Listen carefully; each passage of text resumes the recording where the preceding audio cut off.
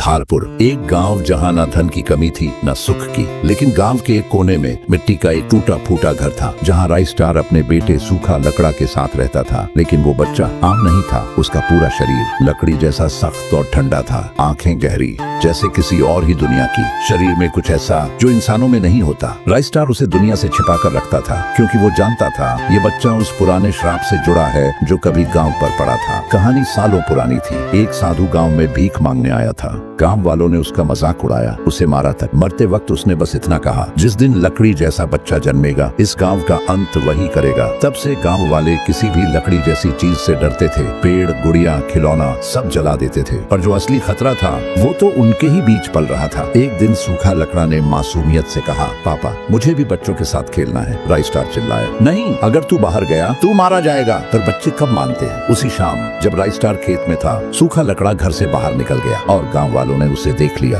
भीड़ जुट गई, गुस्से, डर और नफरत से भरी भीड़। किसी ने कुछ नहीं सोचा, उसे जिंदा जला दिया। पर जलते हुए वो बच्चा चीखा नहीं, उसकी आंखों से आंसू नहीं, आग निकली। उसने बस इतना कहा, अब यह गांव बचेगा नहीं। राइस्टार भागता हुआ आया, बेटे की लाश को गले लगाया। आसमान में बिजली गड़गड़ाई, हवा में मातम भर गया। रात को अजू भाई घर से बाहर निकले जहाँ सूखा लकड़ा की राख पड़ी थी। वहाँ अब एक सूखा पेड़ खड़ा था, नीचे लकड़ियों का बंडल रखा था। जैसे ही अजू ने आग लगाई, चुन चुन चुन, उसने चीख मारी और वहीं मर गया। सुबह गांव वालों ने देखा अजू की लाश गायब थी, पर वहीं एक और नया सूखा पेड़ उगाया था। अब हर सुबह गांव में एक और सूखा पेड़ आता और हर पेड़ किसी की मौत की निशानी बन जाता। धारपुर अब धरती का श्मशान बन गया था। सूखा लकड़ा लौट आया था। फिर एक दिन एक शहर का परिवार वहाँ से गुजर रहा था। गाड़ी बीच में बंद हो गई। अचानक एक बच्चा सामने आया और बोला, ठुन ठुन ठुन साहुर, और वहीं वो खुद एक सूखा पेड़ बन गया। पूरा परिवार उसी वक्त मर गया। अब सिर्फ राइस्टार बचा था। वो सूखा लकड़ा के पास गया,